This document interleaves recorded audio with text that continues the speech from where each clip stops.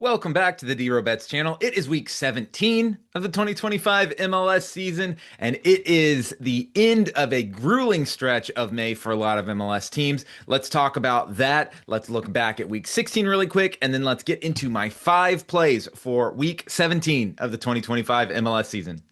And before we get into it, don't forget to give me the thumbs up, like the channel, subscribe to it, send it to your friends. We're having a good time right now, and we are on another winning week. It was a tricky midweek slate. We only played 4 games, and we went 2-1-1 overall. NYCFC laid a total egg, but beyond that, we hit the over with the Red Bulls, hit the under in the Austin game.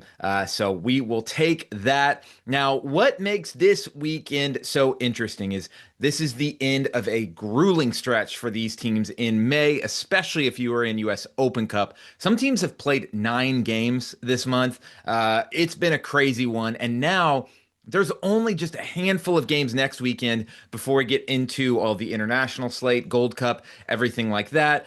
Vancouver playing and LAFC playing in their games this weekend, the play-in for Club World Cup and the CONCACAF Champions Cup Championship, which we'll have plays on those as well, so stay tuned. But play number 1, the first game of the weekend, Energizer Park in St. Louis. St. Louis City hosting the San Jose Earthquakes. We are going under 3 goals, coming in at plus 115. Now, San Jose has obviously been full of overs this year, but you have to look very recently. I have no idea where this line is coming from. This is San Jose's 9th game in 28 days between MLS and US Open Cup. They're coming off a really nice 1-0 win at the LA Galaxy. This is their second consecutive road game. Still no Chicho Arango, no DeJuan Jones, and we think of San Jose as this freewheeling offensive team, but on the road, they've only scored more than one time in their last 6 games. So they keep it tight on the road, and I see this game as a really slow game that they're just want to try to get a draw before they go into a much-deserved break. And then let's look at St. Louis. This is a team that just fired their coach. They're in pretty much disarray right now. They are averaging under 1 goal per game in their last 10 games. They're bottom 5 of MLS and expected goals created over the last month. I could certainly see a push in this one like we did in Portland, but again, under 3, over 3. Do we see this as more likely to have 2 goals or 4 goals? And at plus money, I see this as much more likely to go under. So play number 1, San Jose versus St. Louis City, under 3 goals, plus 115. Play number 2, we are going to Geodis Park in Nashville, and we are just taking Nashville SC on the money line at minus 130. Now, this is right on the edge of the juice I like to play. If you want to play Nashville and either over 1.5 goals or under 4.5 goals to get plus money, definitely don't hate that. But we saw Nashville score like 7 goals in a game at home recently. So I just wanted to take the safer option here. And I just feel like this is one of those spots, again, with the weird game before a break where the home team is going to be much more motivated.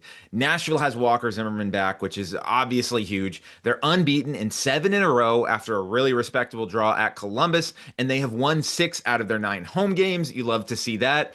They have the 5th lowest expected goals allowed over the last month, and that's without Walker Zimmerman, except for the last game. And then let's look at NYCFC.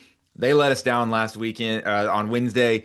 Laid a total egg after they looked like they were getting hot. They played 3 games in a row at home, and they got 6 points from those. But they are playing their 8th game of the month, and after playing all this homestand, they got to just have this weird road game at Nashville before a weekend off. So I just like Nashville to come out in this one more motivated. Minus 130 is a palatable number for me. And NYCFC has been shut out in 3 of their last 4 on the road. So all adds up to Nashville SC moneyline minus 130. Play number 3, a 6:30 p.m. kickoff at Red Bull Arena. We are going the New York Red Bulls versus Atlanta United, over 3 goals, coming in at plus 105. So we cashed an over on the Red Bulls on Wednesday, and I am ready to go straight back to that well. They have had at least 3 goals scored in 6 out of their 7 home games, which would push, obviously. And then they've been scoring goals at a decent clip, but it's their defense that's been super leaky. They've given up multiple goals in 3 out of their last 4. They have allowed the 6th most expected goals in May. But why I really love this play is Atlanta United. And they did something fascinating this week. Ronnie Dyla, their coach, they'd really been struggling. And there was talk of maybe him getting the axe. And what did he do? He said, look, we're just going to go out there and attack. He moved to a 5-3-2 with Saba Lobjanidze at right back. He has had an assist in each of his last two games, and they've just been attacking with reckless abandon. They have had 11 goals scored in their last two games since moving to this formation change. I see this as another high scoring game. I see this as much more likely to go over 3 goals than under 3 goals. At plus 105, we are going to take that. Play number 4, a 6:30 p.m. Central Time kickoff at BMO Field. Toronto FC versus Charlotte FC, and we are going to be taking the road team Charlotte FC draw no bet coming in at minus 115. Now, this can be draw no bet or the spread at 0.0. It just means if the game draws, we get our money back. If Charlotte wins, we win the bet. And I don't get this line at all. Toronto FC is just not a good team.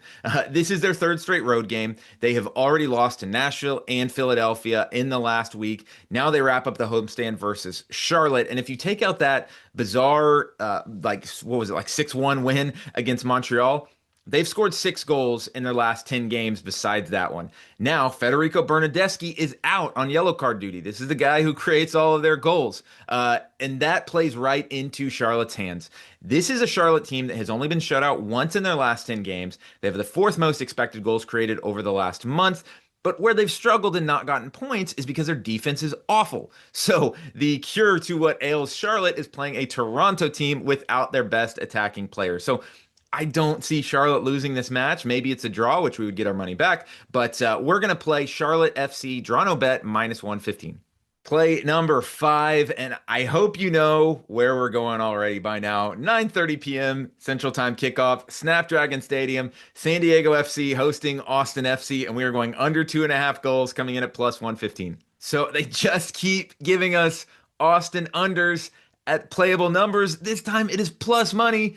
We're going to keep taking it. It's an auto play at this point until further notice. Austin under in 6 out of the last 8.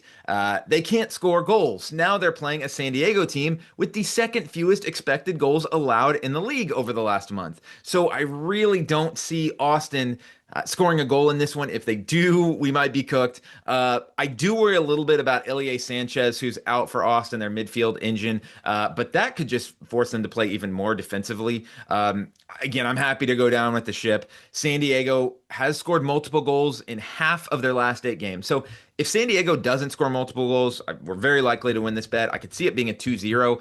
It's probably going to be greasy, 2-0, 1-1 with 10 minutes left as the end to Saturday night, a game that's going to be close to midnight by the time it's finished. But again, I'm just going to keep rolling with this one. San Diego FC versus Austin FC, under 2.5 goals, plus 115. So that will wrap us up as we head into the last MLS full match week before the break. And then we will have, don't forget, the Club World Cup play-in game between LAFC and Club America. Stay tuned for a play from me on that one. The CONCACAF Champions Cup final on Sunday. Vancouver traveling to Mexico City. So we've got some great games this weekend, and then we head into international play. So thanks for watching, and I will catch you on the next video.